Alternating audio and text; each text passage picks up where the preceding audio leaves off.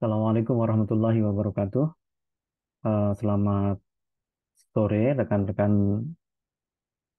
peserta mata kuliah MPGL ya.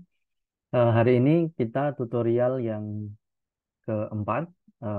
Tutorial kali ini kita akan membahas tentang menyusun latar belakang. Kemarin kita sudah membahas tentang penyusunan judul ya. Memang mungkin yang namanya penyusunan judul, latar belakang, dan seterusnya umumnya ya pembahasan-pembahasan ini bersifat umum saja gitu ya.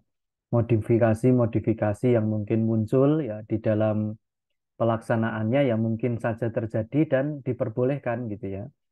Tetapi panduan-panduan secara umum itu akan memberikan garis besar yang nantinya akan mempermudah rekan-rekan di dalam melakukan penyusunan gitu ya.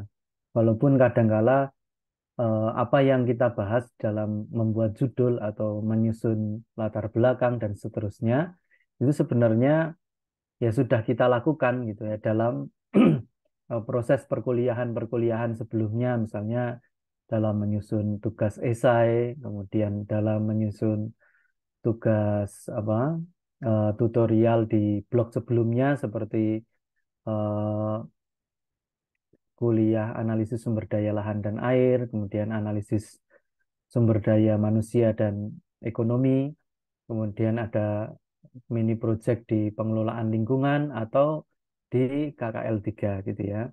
Nah, ini rekan-rekan akan kita kenalkan juga kembali tentang bagaimana menyusun latar belakang gitu ya. Baik, latar belakang itu isinya apa saja gitu ya. Ya, kalau ini membicarakan tentang penulisan ilmiah, sebenarnya memang latar belakang itu isinya bisa paling tidak ada tiga gitu ya. Walaupun kalau dengan format misalnya bagian pendahuluan itu isinya latar belakang, tujuan, kemudian rumusan masalah terus tujuan gitu ya. Itu kadangkala memang beda format dengan kalau kita menulis jurnal ilmiah gitu ya. Biasanya jurnal ilmiah itu kan bagian introduction-nya atau pendahuluannya atau pengantarnya itu biasanya jadi satu gitu, tanpa dibagi dengan subbab-subbab gitu ya. Sementara dalam penulisan skripsi mungkin rekan-rekan nanti akan membaginya menjadi eh, pendahuluan gitu dibagi menjadi latar belakang sendiri, kemudian rumusan masalah sendiri, kemudian dibagi menjadi tujuan penelitian, manfaat penelitian dan seterusnya. Tapi tidak masalah ya. Jadi yang penting kita paham apa sih yang harus kita tulis di bagian awal dari penelitian kita gitu ya. Nah, yang pertama latar belakang itu mestinya membahas tentang cakupan ya, cakupan tentang topik yang akan kita bahas ya. Kalau kita membahas tentang sumber daya air misalnya, maka tentu kita akan membahas tentang sumber daya air itu definisinya apa. Mungkin seperti itu ya. Kemudian masalahnya apa, pentingnya apa dan sebagainya. Kemudian konteksnya ya. Dalam konteksnya itu latar belakang itu isinya latar belakang topik dari penelitian yang Anda lakukan ya. Kemudian pentingnya atau urgensinya, mengapa penelitian Anda penting dalam konteks industri atau dunia ilmu pengetahuan gitulah. Jadi mestinya kita akan membahas tiga hal ini ya. Terutama kalau rumusan masalah dan bagian tujuan itu nanti dipisahkan.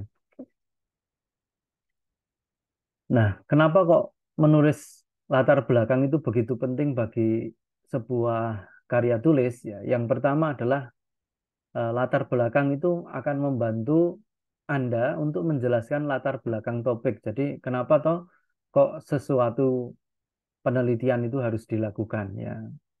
Kemudian menjelaskan arti penting penelitian yang Anda lakukan ya. Seberapa urgent penelitian itu dilakukan atau seberapa penting penelitian itu dilakukan. Mungkin bagi banyak orang dengan disiplin yang lain ya misalnya itu tidak paham mengapa kok penelitian Anda itu harus dilakukan atau untuk mengenalkan misalnya permasalahan yang Anda angkat itu adalah hal yang baru yang mungkin belum banyak diteliti ya. Misalnya beberapa hari ini kita mendengar ada kabar terkait dengan banjir ya yang terjadi di muara Sungai Opak misalnya.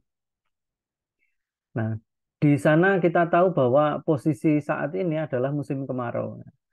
Nah, sehingga kemudian disusun sebuah penelitian misalnya tentang eh, banjir, mekanisme banjir di musim kemarau, ya, eh, mekanisme banjir di muara Sungai Opak pada musim kemarau, misalnya demikian.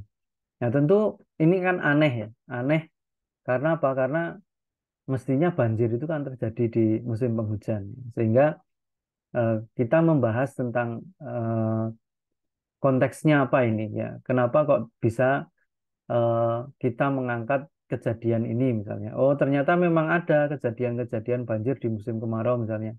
Nah, kemudian nanti kita membahas kenapa kok penting ya. Biasanya karena orang cenderung tidak perhatian dengan bencana banjir di musim kemarau gitu ya. Sehingga cenderung tidak siap ketika terjadi banjir misalnya. Nah, sehingga pemahaman terkait dengan mekanisme ini penting agar misalnya bisa disusun tentang rencana tanggap darurat dari banjir atau rencana mitigasi atau pencegahan dari bencana banjir di musim kemarau. Nah, misalnya seperti itu cukup eh, akan menjelaskan tentang topik yang mungkin awam atau baru bagi orang lain gitu ya. Nah, kemudian yang keempat ini yang ketiga ini menjelaskan mengapa penelitian Anda layak dibaca. Ya, jadi Anda bisa mengungkapkan tentang misalnya tadi banjir ya di musim kemarau tadi, itu Anda bisa mengungkapkan data-data misalnya di kedaulatan rakyat nih, yang memuat berita tentang banjir tersebut dan telah menyebabkan misalnya kerugian seperti apa gitu ya. Tanaman telah terendam gitu ya. Tahun 2013 saya pernah melakukan penelitian itu dengan Prof. Aris itu pada waktu itu ya menyebabkan kerusakan permukiman di Pantai Samas misalnya.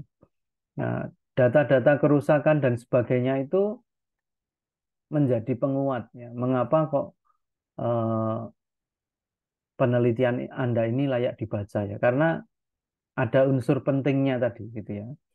Nah, yang keempat ini memberikan navigasi kepada pembaca dalam memahami penelitian yang Anda lakukan. Jadi di dalam latar belakang ini biasanya kita juga memberikan sedikit penjelasan ya, terutama tentang apa yang kita maksud dengan mungkin istilah-istilah yang kita gunakan atau tentang topik yang kita gunakan ya. Misalnya penelitian tentang eh, karst drainage basin gitu ya. Karena orang awam ya cenderung tidak memahami karst drainage basin ya, tidak lebih populer daripada ketika kita menjelaskan das misalnya. Maka seringkali definisi tentang topik yang kita kaji itu muncul di sini. Jadi kita membicarakan tentang karst drainage basin adalah satuan hidrologi atau hidrogeologi di kawasan karst yang dibatasi oleh bla bla bla dan seterusnya. Nah, kemudian dianalogikan bahwa karst drainage basin ini sama dengan das pada wilayah non-karst misalnya. Nah, fungsinya apa dan sebagainya, pentingnya apa didefinisikan dan seterusnya. Nah, ini kadang-kadang harus memberikan navigasi seperti itu karena topik yang kita bahas seringkali tidak familiar bagi banyak orang meskipun itu cukup penting. Misalnya saya pernah menulis tentang groundwater flooding, jadi banjir yang disebabkan oleh naiknya muka air tanah ya pada suatu lokasi misalnya di Gumuk Pasir ya, atau di beberapa lokasi yang lain ya bisa saja terjadi ya misalnya di kasus di Inggris di Irlandia itu menyebabkan banjir di banyak tempat dan kerugian yang cukup besar sehingga Uni Eropa membuat eh, definisi dan undang-undang lengkap terkait dengan penanggulangan groundwater flooding. Nah, ini menjadi hal yang perlu kita jelaskan. Apa tuh itu groundwater flooding gitu ya. Terus dampaknya seperti apa, mekanismenya seperti apa misalnya. Mengapa kok harus dilakukan penelitian dan seterusnya. Ini menjadi sangat penting. Nah, oleh karenanya dalam latar belakang ini prinsip-prinsip bahwa kita akan memberikan pengantar yang cukup jelas itu harus menjadi pegangan ya, untuk menulis bagian awal dari penelitian kita. Nah, kemudian berikutnya kita membahas tentang bagian awal dari eh, penelitian kita, yakni ikhtisar topik atau di paper-paper atau panduan-panduan tentang penulisan eh, penelitian. Nah, itu biasanya disebut an overview of the topic ya. Mulailah dengan gambaran umum tentang topik Anda ya. Kemudian persempit ikhtisar atau pengenalan sampai Anda membahas topik khusus masalah Anda. Jadi biasanya dalam bagian latar belakang ini kita mulai dari hal-hal yang umum ya. Kemudian mulai ke bagian yang lebih khusus gitu ya. Misalnya ketika kita membahas banjir ya, mungkin banjir air tanah gitu ya. Di bagian awal ketika kita membahas tentang eh, banjir air tanah tadi, kita menyinggung sedikit tentang banjir ya. Misalnya banjir adalah salah satu bencana hidrometeorologi yang memiliki dampak yang cukup besar di dunia. Nah, Anda bisa mengetengahkan berapa korbannya ya, tren kejadian banjir di Indonesia atau di dunia gitu ya. Kalau di Indonesia bisa Anda akses di data DB ya di BNPB, Anda bisa akses di webnya BNPB. Kemudian Anda bisa ekspos kerugiannya berapa, korban jiwanya berapa, trennya bagaimana dan seterusnya.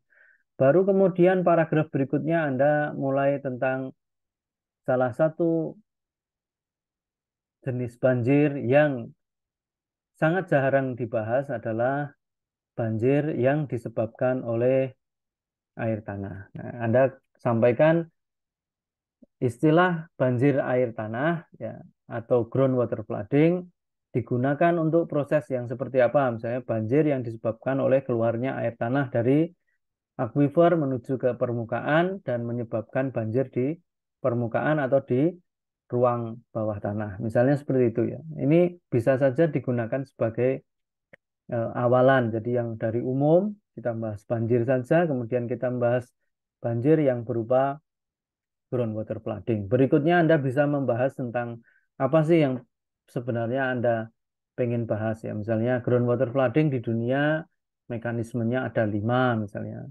Anda sebutkan satu dua dan sebagainya. Nah, di Indonesia kejadian groundwater flooding misalnya terjadi di mana gitu ya.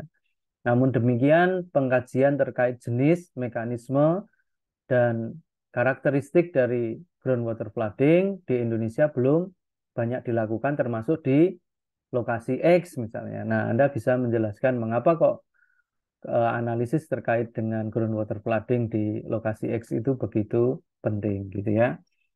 Nah, ini bisa dimulai dari hal yang khusus, yang umum, kemudian bergerak menuju yang khusus. Nah, kemudian penelitian sebelumnya ini menjadi hal yang sangat penting ya di dalam pendahuluan. Nah, pendahuluan adalah tempat untuk meninjau kesimpulan lain tentang topik Anda. Nah, Anda perlu menyertakan penelitian yang lama atau baru yang terkait dengan topik Anda. Informasi latar belakang ini menunjukkan bahwa Anda mengetahui penelitian sebelumnya. Ini juga memperkenalkan temuan masa lalu yang sudah ada gitu ya kepada mereka yang mungkin tidak memiliki keahlian tentang itu atau memperkuat ya tentang topik yang sedang Anda bahas. Nah, ini penting banget ya kalau di bagian latar belakang ini Anda bisa mengungkapkan data-data ya. Sekali lagi tadi saya sampaikan data bencana, data korban dan sebagainya gitu ya. Nah, di format format baru biasanya kalau Anda menulis jurnal biasanya Dari sini kemudian Anda diminta untuk menentukan apa sih riset gap-nya gitu ya, atau apa sih celah eh, saintifiknya gitu ya. Scientific gap-nya itu apa hal yang belum dibahas atau belum dipelajari atau belum diteliti pada topik Anda ya. Jadi dari sini Anda bisa banyak memberikan informasi terkait dengan riset gap atau hal-hal yang memang belum diteliti dalam topik Anda. Nah, kemudian perlu juga Anda mengungkapkan urgensi penelitian. Mengapa kok penelitian Anda itu begitu penting ya? Jadi Anda mengungkapkan alasan mengapa penelitian Anda begitu penting untuk dilakukan. Anda bisa menjelaskan mengapa topik Anda perlu dibahas sekarang gitu ya. Apa kaitannya dengan masalah saat ini gitu ya misalnya. Nah, selain itu Anda dapat menunjukkan masalah dengan teori sebelumnya atau mengungkapkan kesenjangan dalam penelitian saat ini gitu ya. Misalnya yang dibutuhkan tuh seperti ini, tapi yang ada saat ini baru seperti ini misalnya. Alasan yang baik akan menarik minat pembaca dan menunjukkan mengapa mereka harus membaca isi dari tulisan Anda setelahnya. Ini menjadi penting ya. Jadi selain tadi ikhtisar topik, Anda membahas tentang penelitian sebelumnya, kemudian adanya riset gap ya misalnya. Kemudian mengapa kok penelitian itu menjadi penting? Ya, Anda bisa mengungkapkan dalam beberapa paragraf atau satu atau dua gitu ya.